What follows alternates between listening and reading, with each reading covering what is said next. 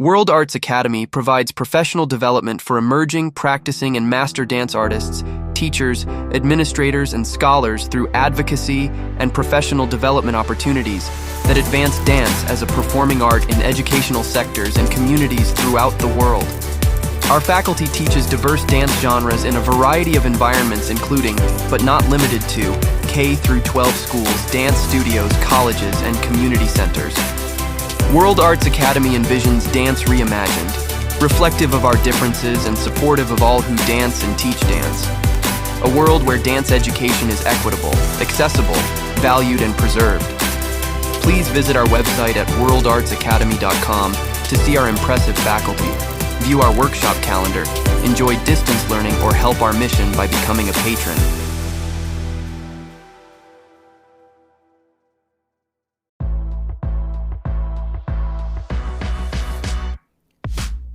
The Danceology podcast interviews the great masters of dance, the working professionals starring in today's most exciting shows, and the rising stars ready to amp up the craft. I'm your host, Edyta Sliwinska from Dancing with the Stars. Join me as I dive into the world of dance, uncovering unique stories and the fascinating personalities of industry professionals on Danceology.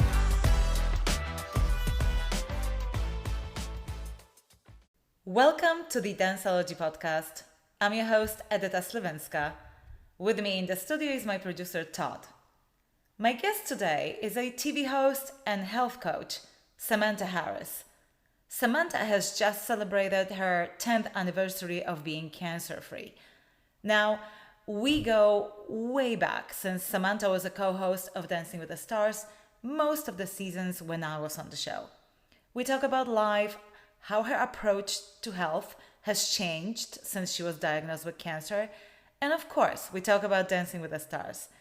Samantha revealed to me a little secret of hers that totally made me blush. I hope you will enjoy my conversation with Samantha as much as I did. Samantha, thank you so much for being the guest on Danceology. I cannot wait to catch up. I'm it's so excited to see you. I know, we were talking before we went on air. It's been about 14 years since we saw each other last time. It's crazy that I can't believe that I'm at an age where anything was 10, 15, 25 years ago. And so now I look at when our time on Dancing with the Stars ended, and that was when my now 16-year-old was about 2.5. So yes, it's been a hot second. Oh my goodness. Well, listen, this is a dance podcast called Danceology. And unless I'm wrong, you're not a dancer, you're a TV host, you're a health coach.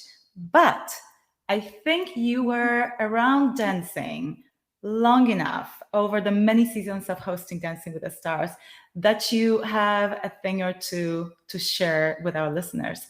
And also, maybe one thing that our viewers don't know is that your mom was a dancer. Is that right? Yeah. So, I mean, it's interesting. So, first of all, yes, she was. She was in a dance company when I was growing up. She was never the dancer, and she'd be the first one to say. I'm not outing her. She'd be the first one to say she was never the dancer like the Dancing with the Stars pros like you were that could do, all of these highly technical moves. But she was always a beautiful dancer. And I grew up in a family of dancers and performers and singers. And I danced growing up. I was on the high school dance team and I took dance classes while I was at Northwestern University.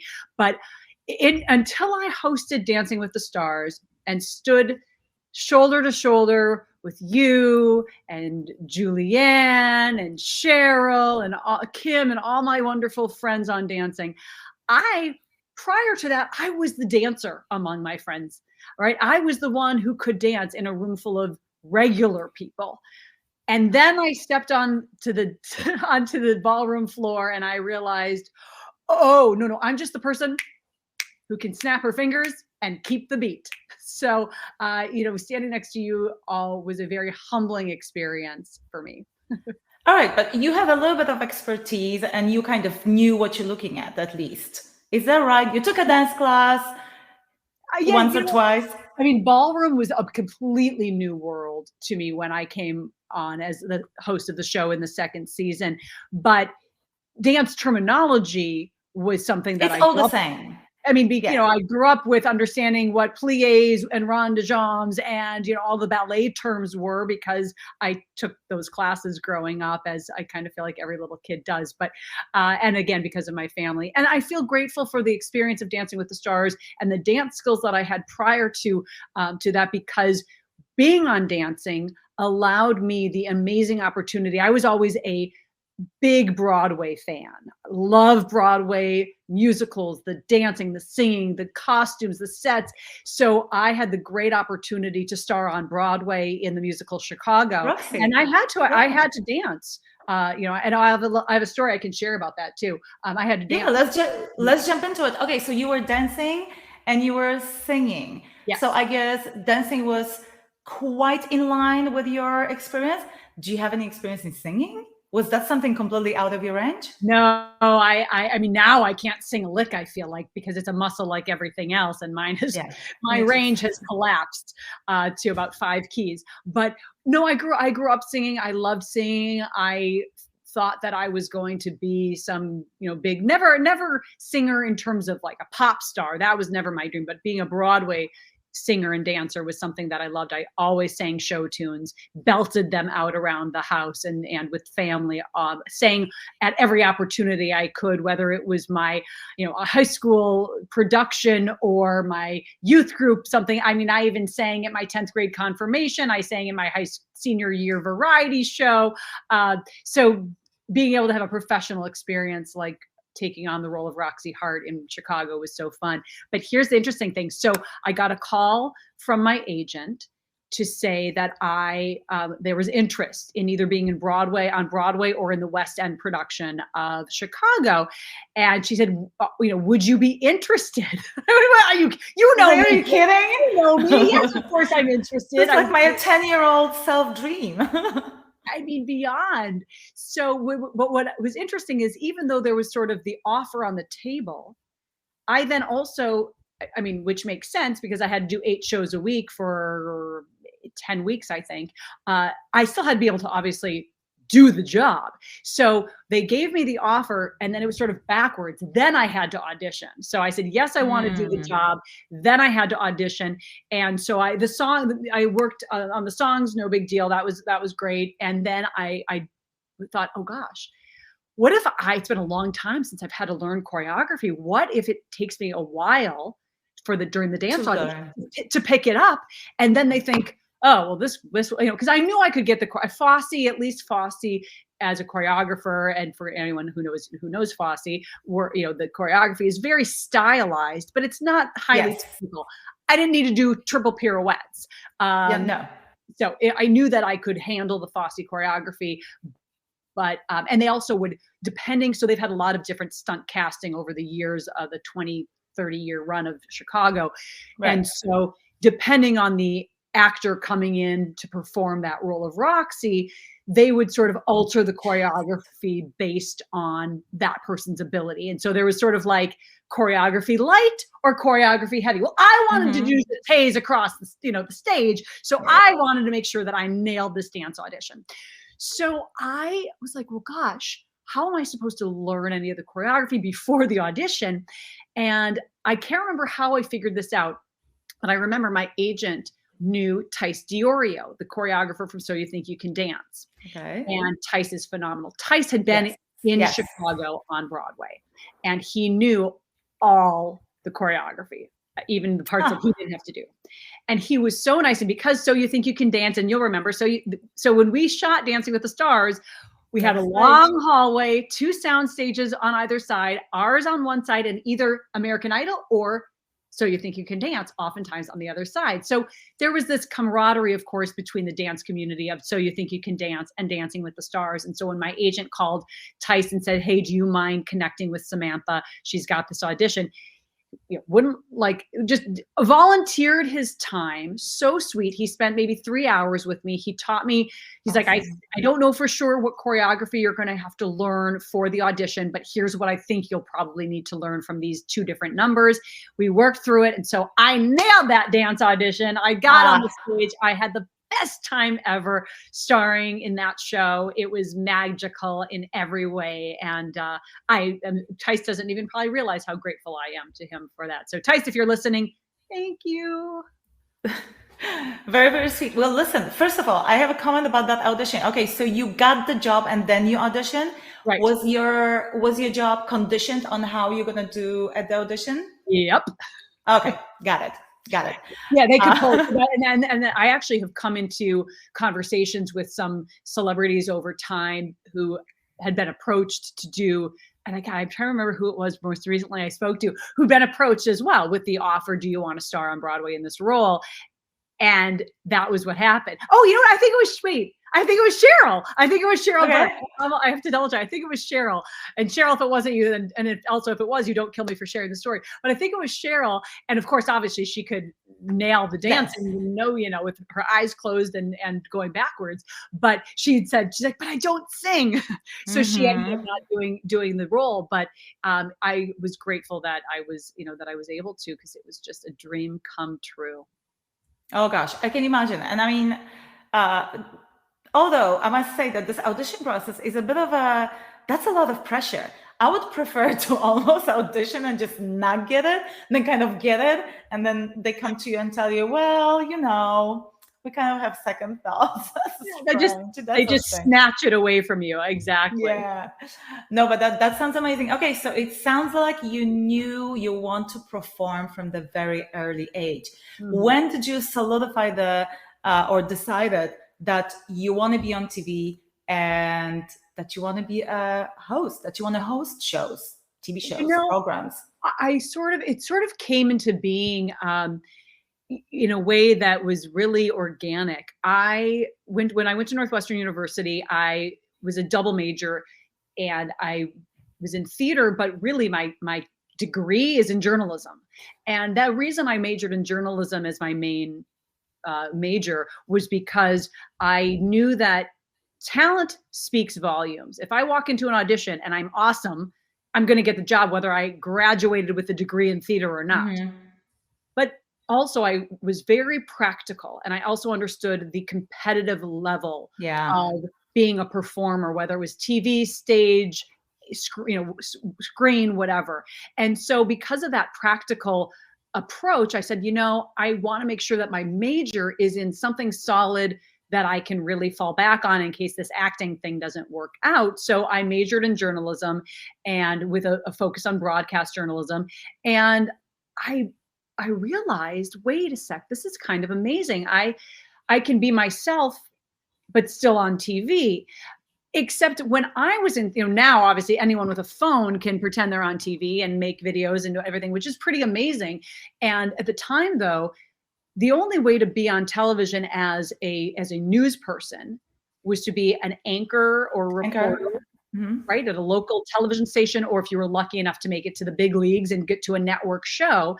And I knew that I covered some hard news stories, murders and shootings. And I thought, okay, I don't like that. I grew up in world entertainment. My parents created one of the country's first Renaissance festivals. And I read about that. That's incredible. It's just super fun and hard work. And my mom and dad created King Richard's Fair together. My dad's name was Richard. My sister and my mom have run it together for the last 25 years, and my dad before that with my mom.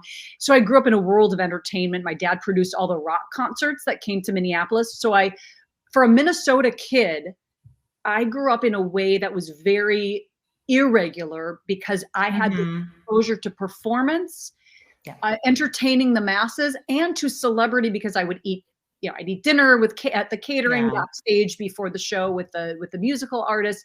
So I learned that celebrities, or in this case, major rock stars, they're just people doing a job that they love. And I realized I want to do a job that I love. I also wasn't afraid to have a conversation with someone because they were a celebrity, because I saw them as just the person doing their job. So I think that helped a lot as I went into the entertainment news business and interned while I was in college at Entertainment Tonight. And then eventually, maybe 10 years after that internship, I was, at that anchor desk as one of the hosts of Entertainment Tonight. Well, so let's talk about Dancing with the Stars now. Obviously, we happen to be on Dancing with the Stars around the same time. I left shortly after you did. I wanna know, how do you, looking back, how do you feel about that whole experience? What were some of the highlights? What were the things you struggled with, if any? Tell me about, how was your experience as a host or co-host with Tom Bergeron? I mean, I know that I said that Broadway and getting that Chicago performance role was a dream come true, but I would say that equally hosting Dancing with the Stars was a dream come true. It was just that it wasn't a dream because I didn't know it would exist, but it was a dream job.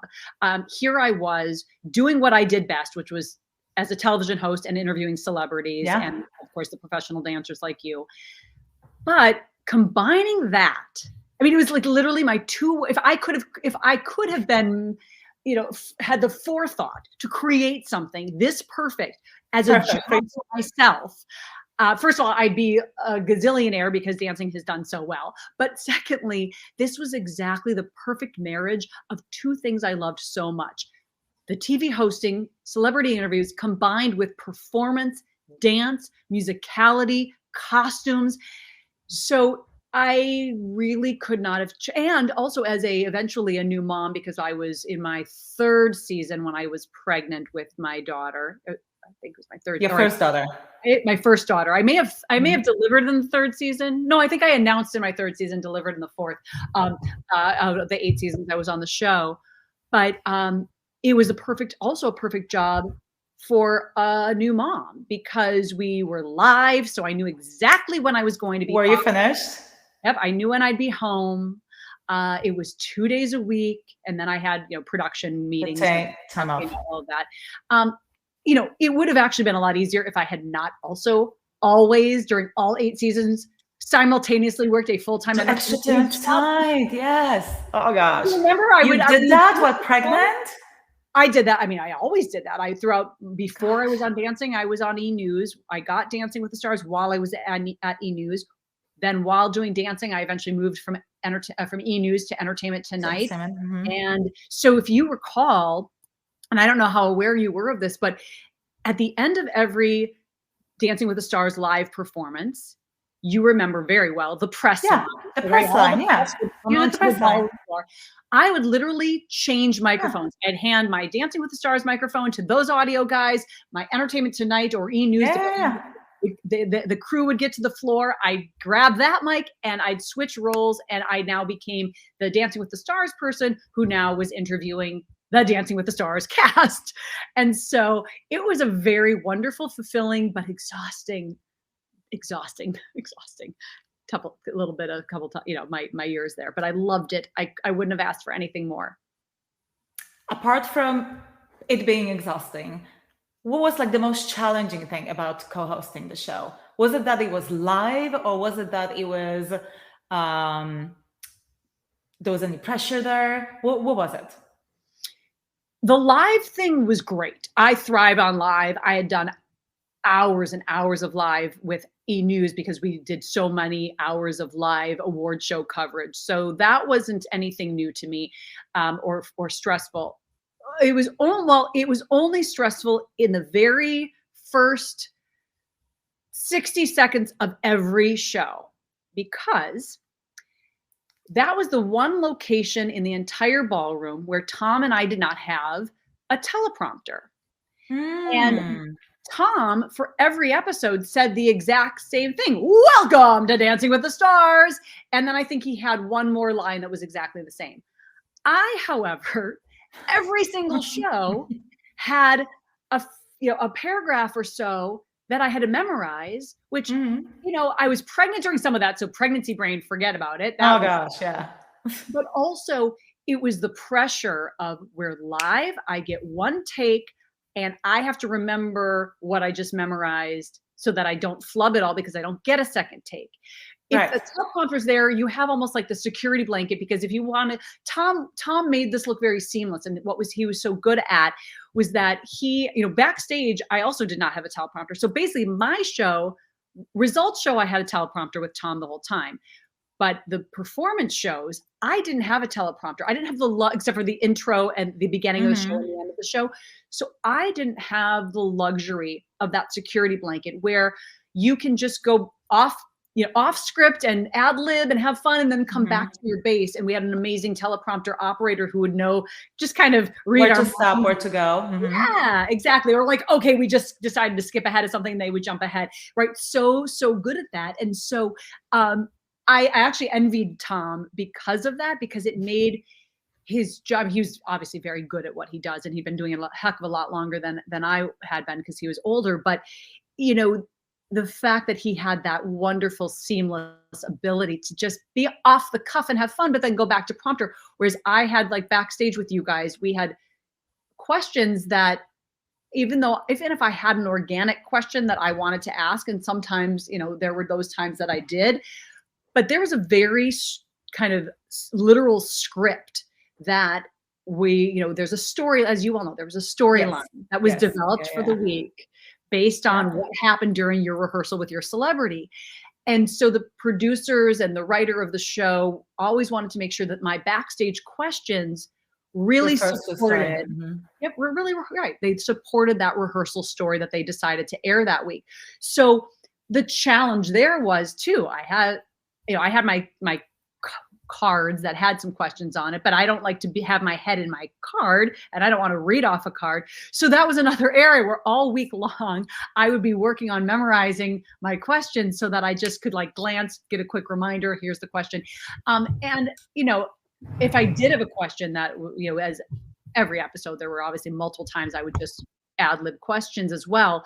But again, I oftentimes would get redirected. Stick to the questions we already want you to ask. So, as a host, really get in line, Samantha.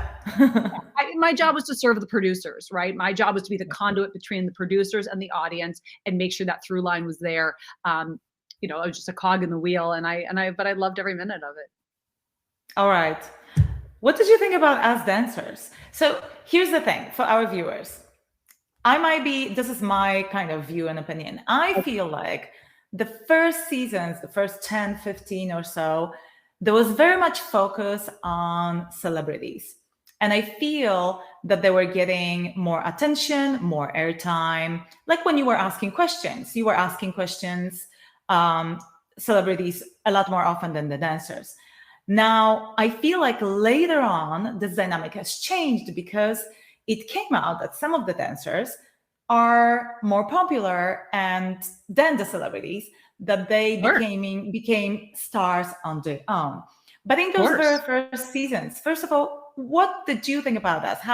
What was your interaction? Did you develop any personal connection with anyone, or you were very strict professionally?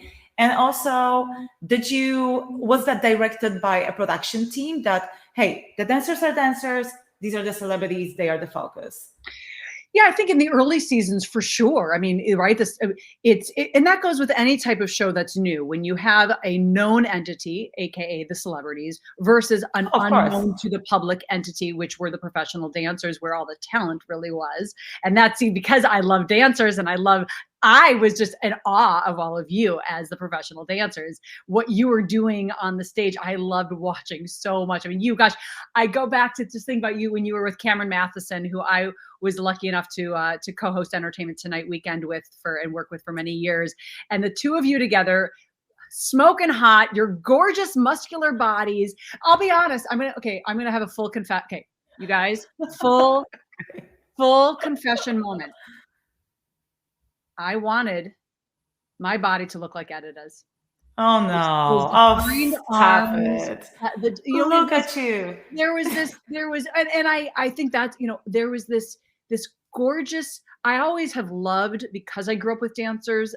I always loved watching dancer bodies. I loved, if I went to see a dance show, I wanted to be in the first 3 rows because I wanted to see the sweat, and I wanted to see the musculature, the muscles. Yes, I'm with you. I am in awe of the human body and how it moves and how it looks. Seriously, I mean, still now to this day, but it's, back then, especially when everybody was so over tanned, and tanned bodies look even better with the muscles. And so I would be tanning. I was always hitting the gym anyway, but I was, hitting my workouts. I'm like, I just want. You added the tanning to your repertoire. Yeah, exactly. So you were sort of my role model in terms of just wanting a strong structure, a strong physical structure that also was lithe and beautiful and you were such a perfect and are still such a beautiful example. And every different body. Samantha, I'm not used to people talking to me like that. And I know there's so much, we live in a world where the body shaming and this and I think there are so many beautiful shapes and it's so important as a health coach to make sure you are your own healthiest self, so that the number one job is that your body can carry you through this lifetime in good health and physical ability. So that goes without saying, but we each have what we are drawn to. And I've always been drawn to that lithe, muscular, dancer strength. And so, anyway, so that was my confession time. Okay. Well, first of all, thank you so much. You know what? We are so insecure about our bodies. Like, I actually only became comfortable with my body long after I was off the show. I always remember thinking, oh my God, I gained 1 pound. Oh my God, I ate too much last night. I'm on a TV show in front of 30 million people the next day. What was I thinking? I was very, very insecure. My mood would literally be influenced by my look, but by how much I weighed. It was very, very unhealthy. Luckily, I never developed any harmful habits, but I really only started feeling comfortable with my body when I understood that, as you're saying, the way people look at us, it's not necessarily what we see. I hear from you, oh my goodness, here's my confession. I loved your body. I looked at ballet dancers. I'm obsessed with the ballet dancers' bodies. I think they are absolutely incredible, work of art.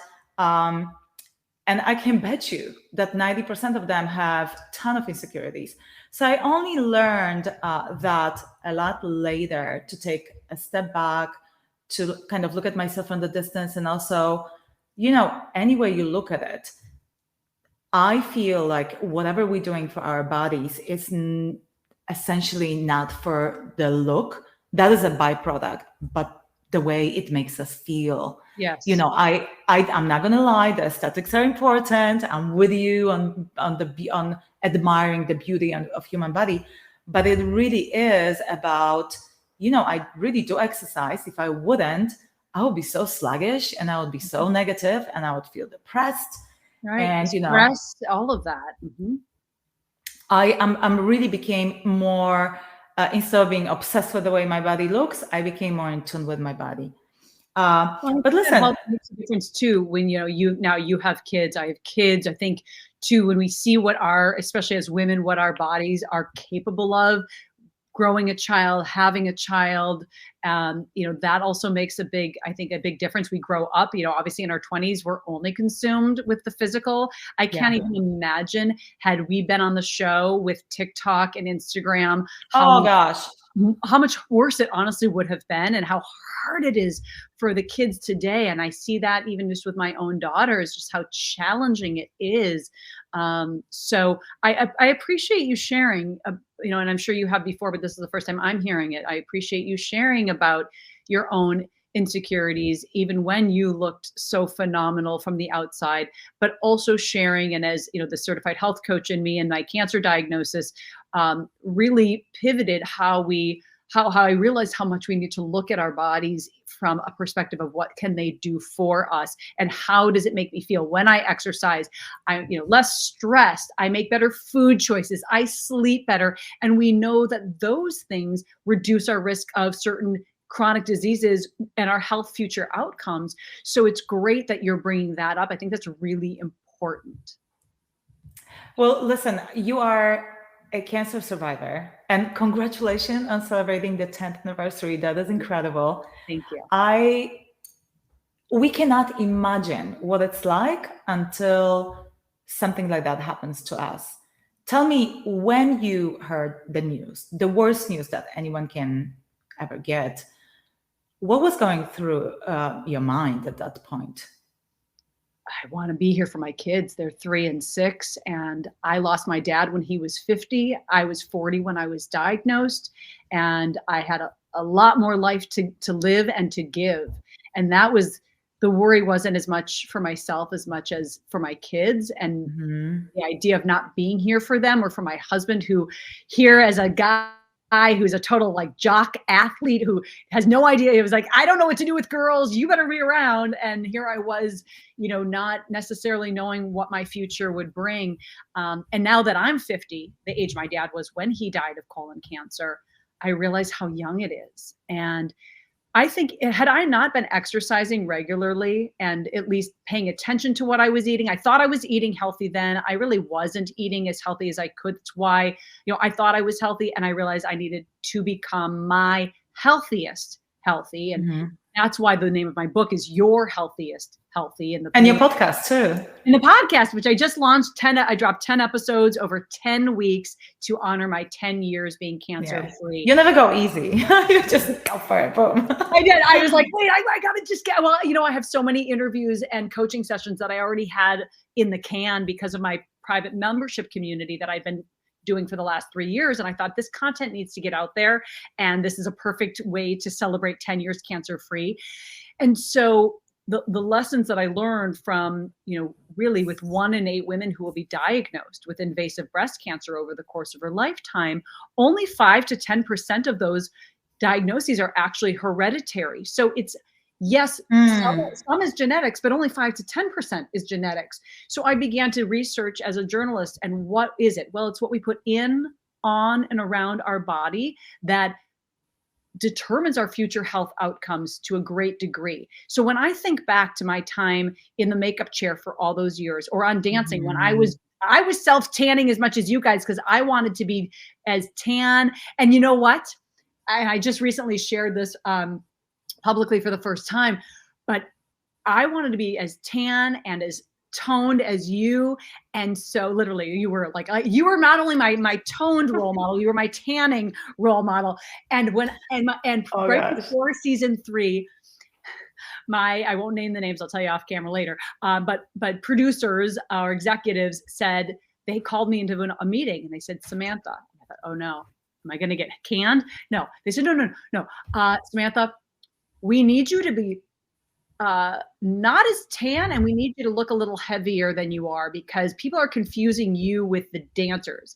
And I'm thinking, that's what I was gonna say. Give our audience a little bit more credit. I think they know the person holding the microphone is the host, and I'm in a ball gown, not a dance costume. So they probably can figure out that being tanned and toned just means I'm trying to be healthy and not look too pasty next to Edyta.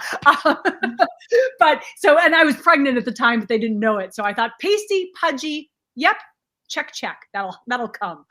You know what? I read about this, and I thought it's a really funny thing to complain about, that someone is too fit and too tan.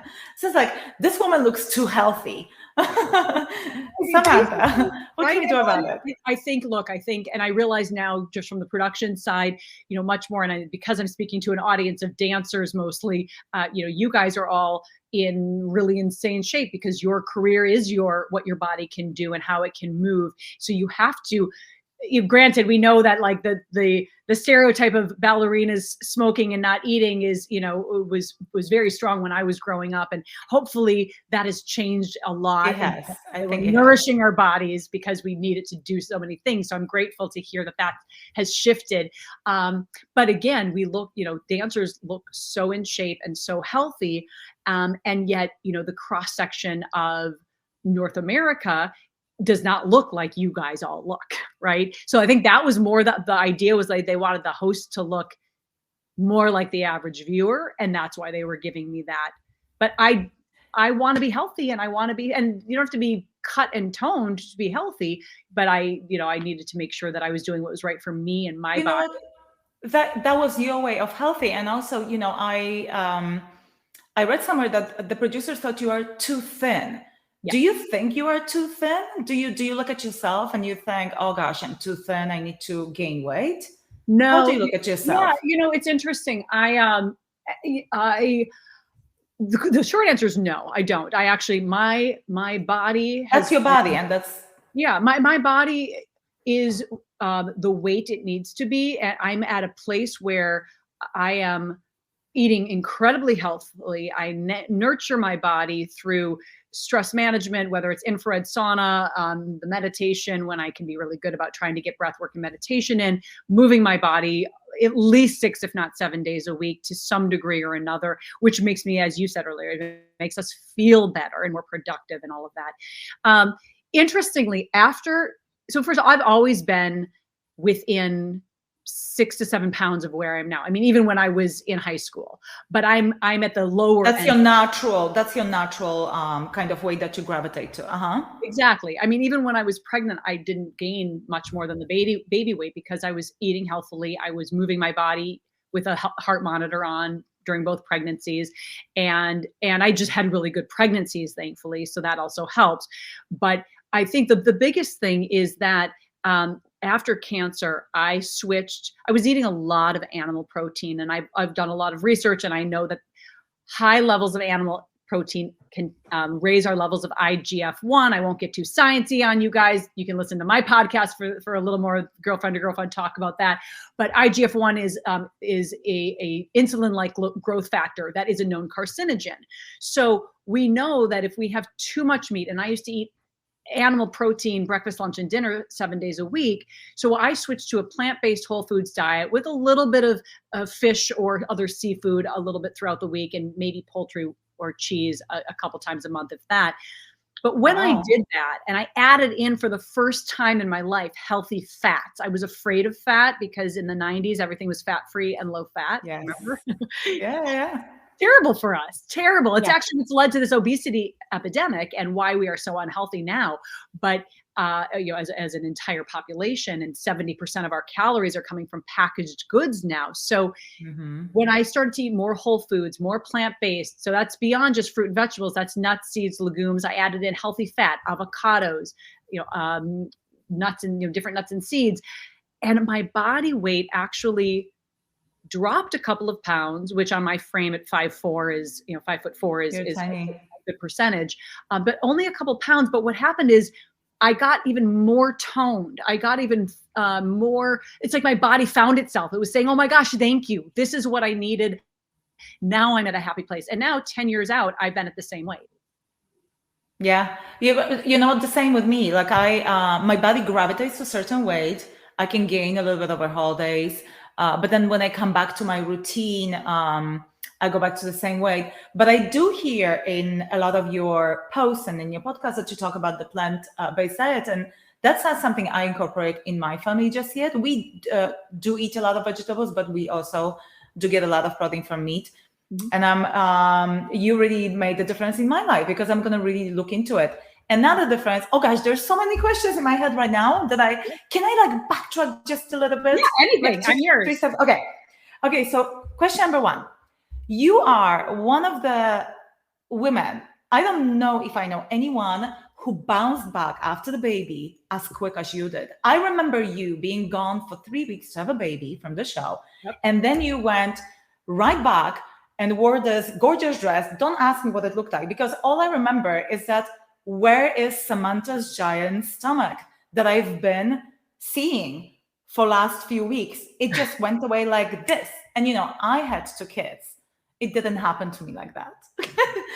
Tell me the secret. How it... Oh, on the one hand, I almost fear sharing any of this because I think, as women, we are...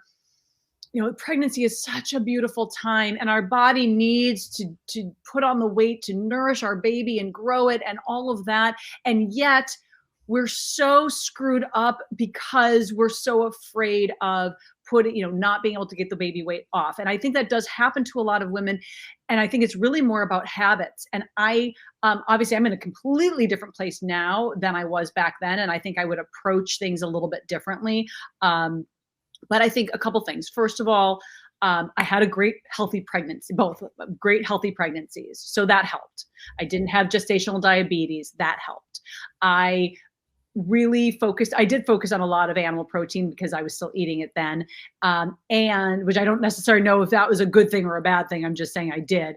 I exercised, like I said, throughout. I wore a heart rate monitor to make sure my heart rate never went up too high because we don't want to take the oxygen from the baby. So that was very important to me. And I was definitely that crazy woman after I delivered the baby and knowing that I was going to try to go back to Dancing with the Stars quickly. That was literally, I delivered her, and I remember standing in the bathroom of the hospital room, holding my shirt up to my chest so I could see my stomach and trying to see how far I could suck it in. That's really messed up. Like, I'm kind of angry with myself that I even did that, because I should have just been saying, like, oh my gosh, like, look at what I just did. Amazing. The baby was, was in my tummy, and I miss that. Even now, I loved my pregnancies. There were things I didn't like, but I loved my pregnancies. I loved being pregnant. I loved after I got through the first 2 weeks of horribly painful breastfeeding because of just way too much clamping down. And then I eased into the beauty of breastfeeding, and I loved it so much. I wish you did too. Isn't it beautiful? It's just, the best. There's no time like that we get back. For sure. Well, listen, from one hand, it was incredibly admirable because it was almost like you are a superhuman. It was almost like that. But from the other hand, I looking for perspective of time, I was a little bit easier on myself with my second pregnancy. And I feel like if you came back to the show with a little bit of the tummy, and women will look at you, they will feel like, gosh, she's one of us, Right. Times have changed a lot. I'm grateful for that. And I was, but I remember I did exactly the same thing. I felt so much pressure on myself because I was still dancing when I had Michael, my first son. I felt so much pressure to getting back to shape quickly. And I remember I went running like 3 or 4 days after delivery. I remember my boobs felt absolutely terrible. I think I wore like 3 bras. It was just so painful.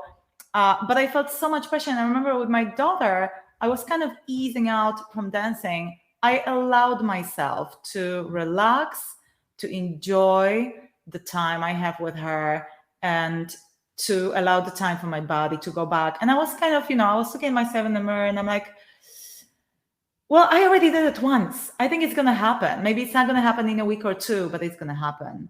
I did the same thing.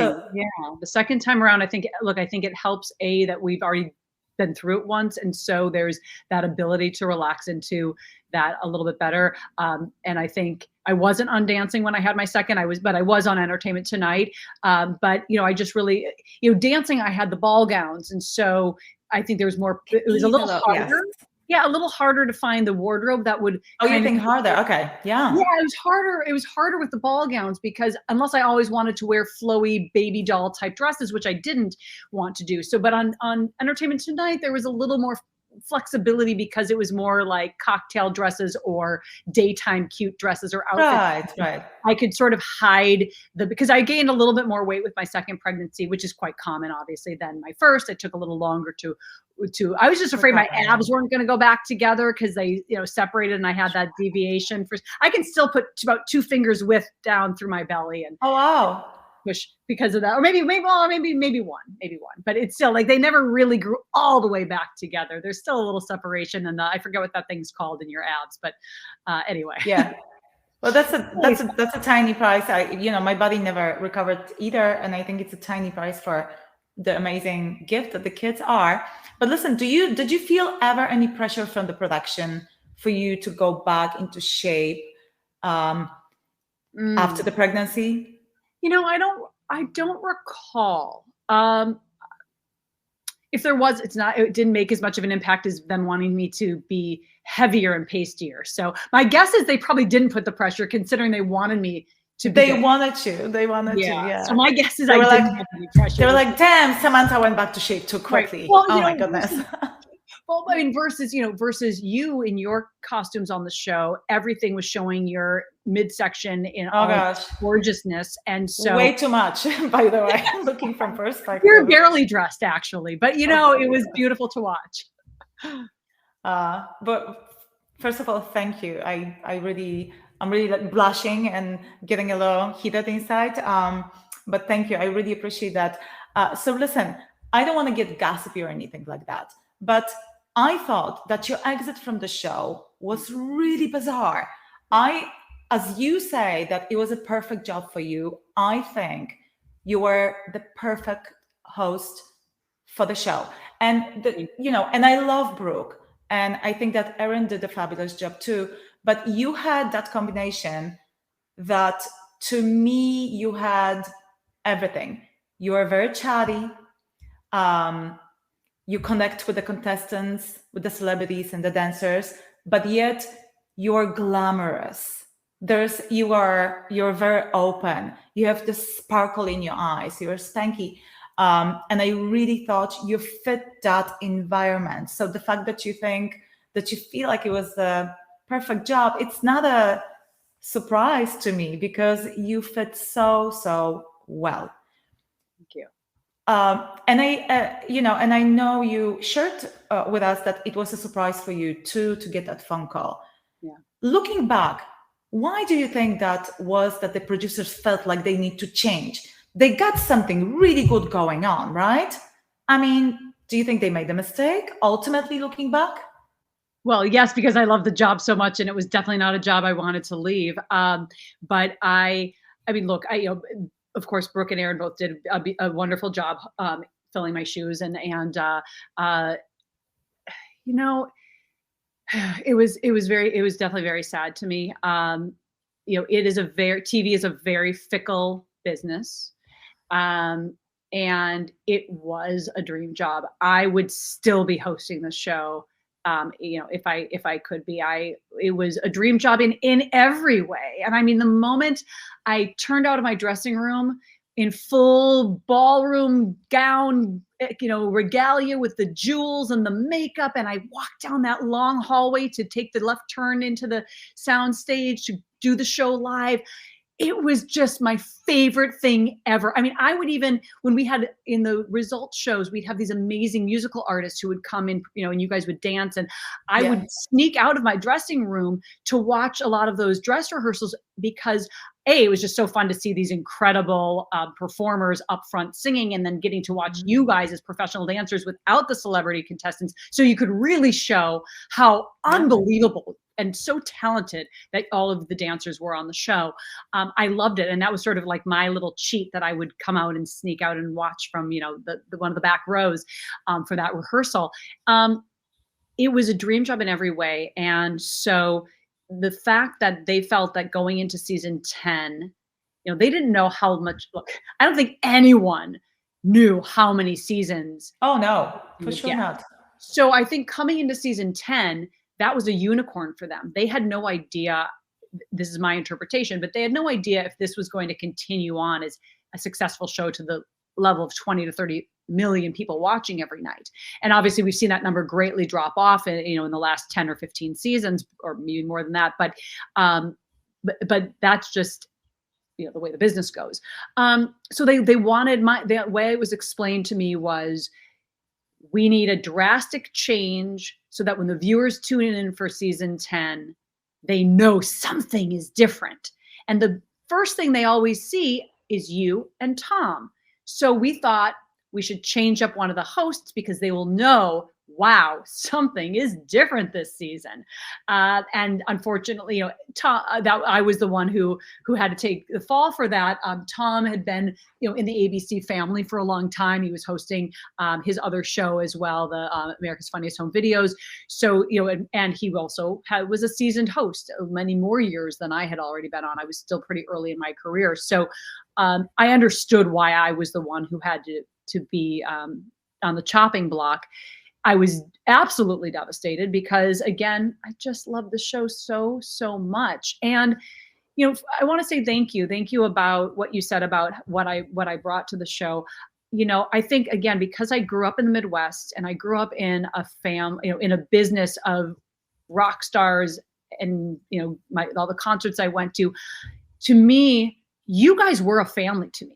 The celebrities weren't, whoa, there's this big celebrity who's a cast on the show. It was, I want to get to know who these people are. And that was, I think, the approach that I always had right away from my very first season on the show, when before our official rehearsals started, and the dancers were just scattered throughout town. This is when you guys were all at different rehearsal spaces. There was no central rehearsal space. I would take and I was working a full-time job at E! News, but I would take time on my own time, not paid by Dancing with the Stars, outside of the hours of my other full-time job, but I would take the time to drive to the different studios because I wanted to get to know the new celebrities and get to know you guys better starting in season 1 because I didn't know you at all before we started to go live on this show. I wanted to have that relationship and camaraderie, and you guys really did become sort of my TV family. And I loved getting to know, obviously, season after season, you and Cheryl and Kim and and of course Mark and Derek and all the dancers. Guys. Jonathan, who was so nice, Jonathan Roberts, who was so wonderful to be my partner for the one jive that I got to do on the show, and it was a dream. I loved it. Well, celebrities come and go, and we were there. But the one thing you can say is that you were there for the Dancing with the Stars most prominent years. Obviously, the show is an incredibly successful show, and it has lasted so long. But I think that's when the show, I'm pretty confident about that, had the biggest ratings. Correct. And it started dropping after that. Personally, I don't think the change was needed. I would love to see you on the show longer. But as you say, entertainment business is brutal. This is one of the reasons why we kind of decided to stay away a little bit, particularly Alec, my husband. I don't know how much interaction you had with him, but what he understands about the show is that nothing depends on you. You are on the whim of the producers and the director. Like literally nothing. You can lose your job like this, and we didn't like that. That was one of the reasons why we slowly moved away from Hollywood. So, do you still live in Hollywood? I do. I mean, yes, I live in Los Angeles, in the Los Angeles area. Oh, you do? Okay. Yep. I'm still here. I'm in the house that I moved into in the San Fernando Valley, that I moved into right after season 9. We thought, well, I've been having so much great success on this show. Surely the job is still going to be there. Let's upgrade. We have a kid. We're going to have another kid. We want to have yards. So we moved into this wonderful house that we're still in. That was much more than we realized, thought at the time we could even afford. And literally like a month after moving in, I got the call from our executive producer, from Con, and saying, "I'm so sorry." I was like, "Oh, wait a second. I just bought a new house. Wait a second." Like they forget about that part, right? The ripple effect. Right. And thankfully, like Alec, who's in finance, my husband's in finance. And I was always a saver and really good. So that wasn't really an issue, but it was still like that. What do we just do? Yeah. Well, it sounds like you had your backup plan too with your degree. I think that's really smart. So listen, backing up, there were so many questions I had when you were talking about your with your journey recovering from cancer. What is the biggest thing that have changed in your approach to life in general after you go through something like cancer? Well, the biggest lesson I learned that I think that your viewers and listeners can also hopefully take on for themselves is that we can actually be in much better control of our health outcomes than we might realize. Because oftentimes we think, well, my mom had cancer, my dad had diabetes, or this is in my family, I'm destined to get that too. And the bottom line is really a very small percentage of these chronic diseases, type 2 diabetes, heart disease, neurodegenerative disorders, and certain cancers, have very little to do with genetics and so much to do with healthy lifestyle habits and the choices that we're making. So for instance, we were talking about the self-tanner. So here we were in the makeup chair with highly toxic makeup, not just anyway, the industry. And by the way, you don't have to be on TV to be putting toxic chemicals onto your body every day, because most women and men with their personal care products are doing that because we don't know any better. I sure didn't until after cancer and all the research.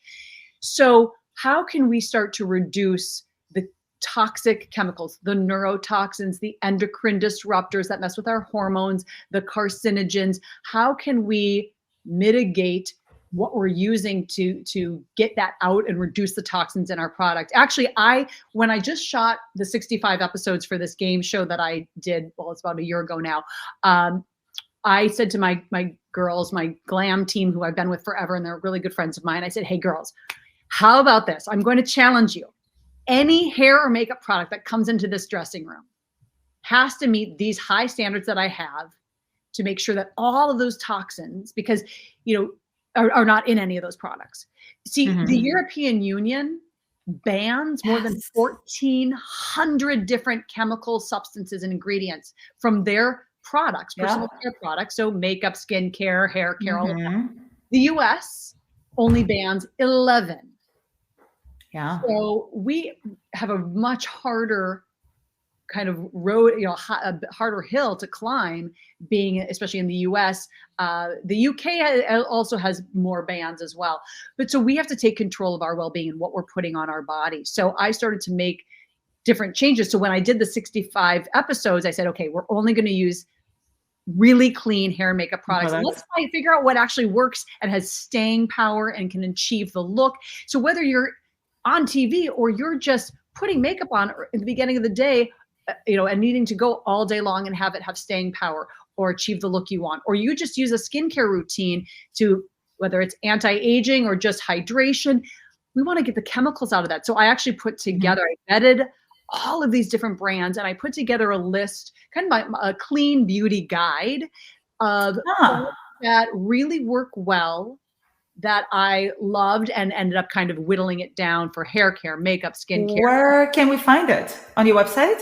You can send me anyone who's listening, send me, and I'll send it to you. Anyone who's listening, just send me a DM that says clean beauty, or even comment in one of my posts saying clean beauty, and I will send it to you. You just input your email and boom, you can download it. And it's sort of my free gift to people, because I think it's so important to just gain that knowledge of, okay, am I putting more harm onto my body to create beauty, or can I look beautiful, whatever that means for you, without, to you, it might mean a full face of makeup. Beauty might mean clean face and fresh, but whatever it is, make sure that we don't have that toxic junk. It's just so important. So taking control of your well-being for your future health outcomes, changing up, reducing the toxins that are going on your body, in your body, so from your food. So for you, your family, and my kids too, they still eat a lot of burgers and chicken and nuggets and all that.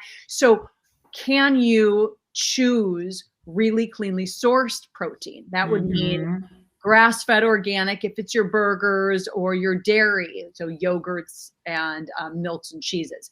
If it's poultry or eggs, you want to go with organic and pasture raised. Cage-free, no antibiotics. Free range means nothing. They're all just BS marketing.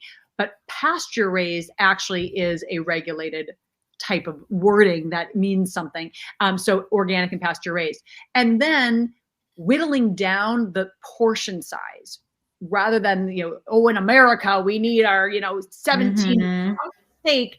No, 2 or 3 ounces actually in a meal is more than your body even needs. And it only needs that even maybe a couple times a week. So can you have a meatless Monday? Can you start to explore some plant-based proteins? And I'm not talking about those tofu burgers and that junk stuff that's processed, but pure tofu, edamame, soy milk, soy products are actually very breast protective and elongate our health span, but they have to be organic soy, and they have to also make sure that they are as pure as possible, not bastardized by lots of processing and other junk and fillers. So you see, you obviously have a lot of knowledge about it. And to me, and to average person, and I'm quite health conscious too. I try to eat healthy.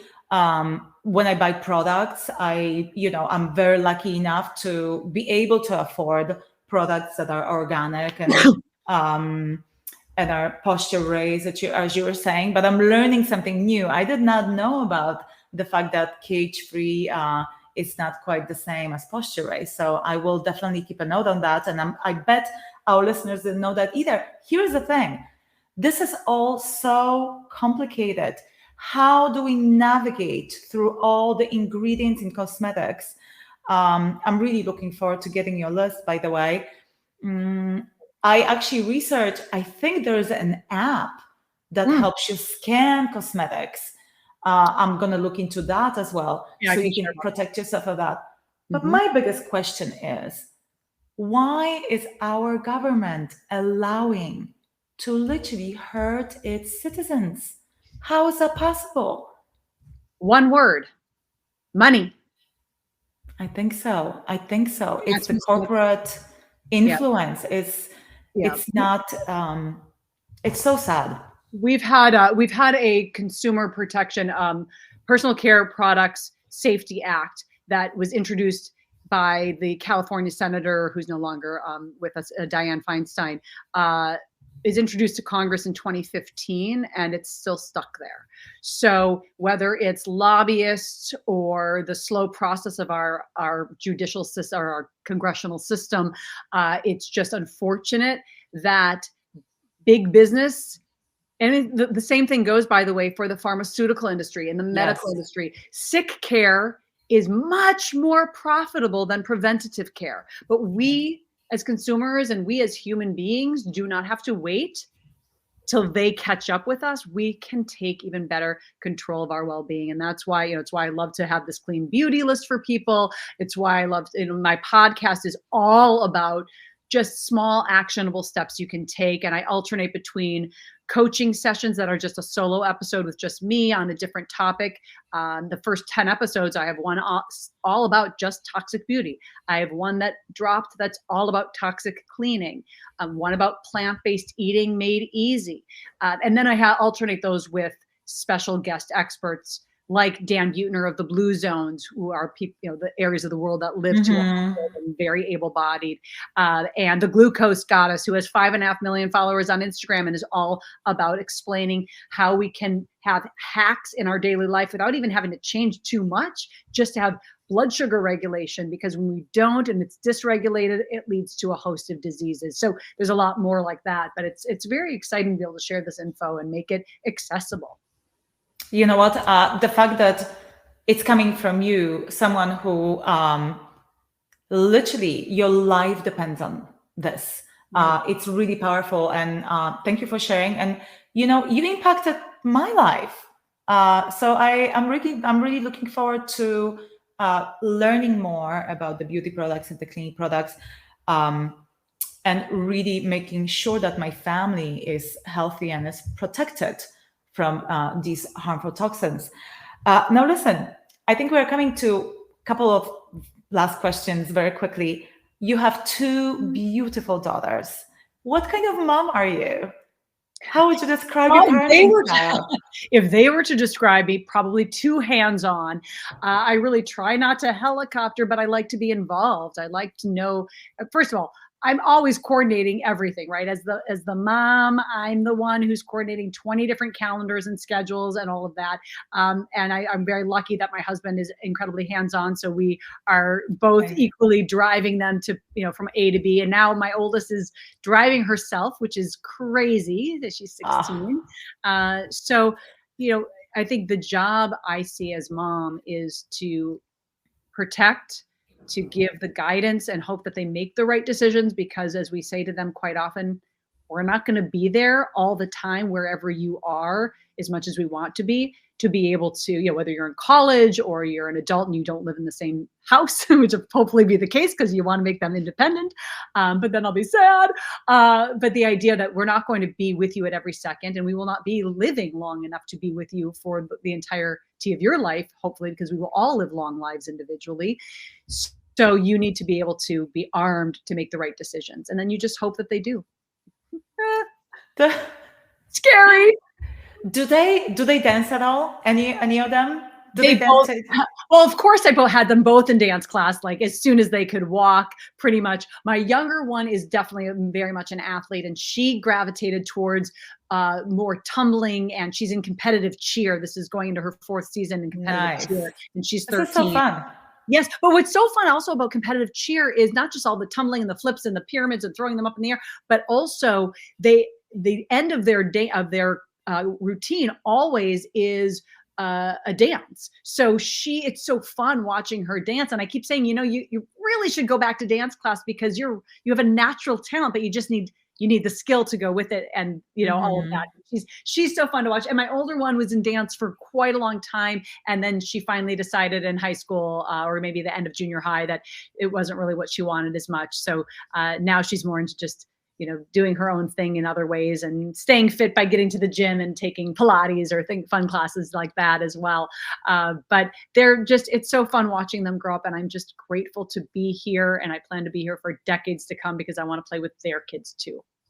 Well, you know what? I am quite confident that by having a mom like you, they have an incredibly positive example of how to live a healthy life, and they will become healthy and active individuals too. Listen, I know you are not hosting anymore, or at least not on regular basis. You are a health coach, as you said, you run your podcast.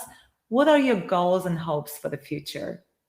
Well, in terms of TV, and my game show Tug of Words was so much fun to do. And that just recently went off air after the 65 episodes, and then it went to reruns for a while. But, TV's always there. If it's something that comes up, that's the right show. You would want to host. I always, but it's now in a place where when I was shooting that show, I sort of had to pause a little bit on my health coaching, but I don't want to because that's my passion. I love to be able to, my goal really and my mission is to help others really take even better control of their well-being in ways they may not have realized they could, so they can ignite and elevate their wellness to fend off future disease and increase their health span. Yeah. Well, listen, I cannot wait to learn more from you and your incredible guests. It was so fun to catch up. Thank you for your absolutely out of control compliment. They're true. They are very genuine. So sweet of you. I can tell you that we were watching you and admiring you as a host. And as a mom, the work that you did on Dancing with the Stars was really, really top-notch level quality and entertainment, because that's what it's all about. So Samantha, thank you so much for coming on. I'm sure we will stay in touch. Maybe not. Let's talk a little bit sooner than the next 15 years. How about that? I think that would be great. And please give Alec my love and a hug from me, and a big hug to you. I'm so glad I get to see you and talk with you this way. And thanks for having me on. Thank you, Samantha. Thank you for listening to the Danceology podcast. Please be sure to rate and review this episode. If you have questions or comments, you can email us at danceologypodcast@gmail.com. We are also on Instagram and Facebook at Danceology Podcast and available anywhere you listen to podcasts.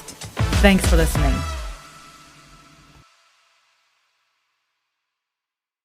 Metacortex Publishing hopes that you've enjoyed this presentation.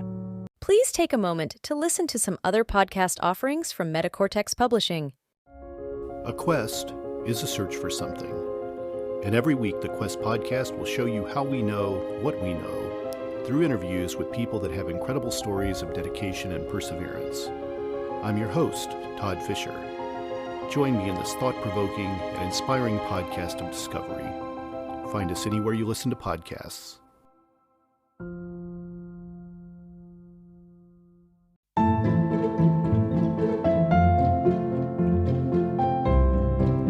Hi, I'm Father Daniel Duplantis, a Catholic priest, martial artist, and host of the Karate Priest podcast. Have you ever wondered what the church teaches about different topics?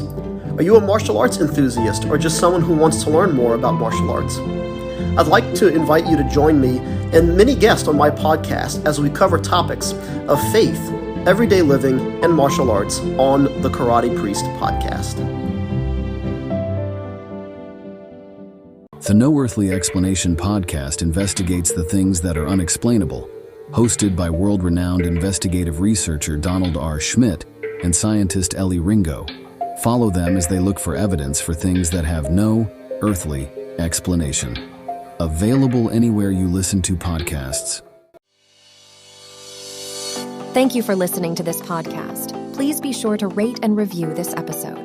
This podcast is produced by Todd Fisher and Anthony Smith and is distributed by Metacortex Publishing. This podcast is copyright. Any previously trademarked or copyright content is used by permission. Information and opinions stated in this podcast should not be construed as medical advice. Please be sure to visit the official website for Metacortex Publishing at metacortexpublishing.com or find us on social media for other unique content.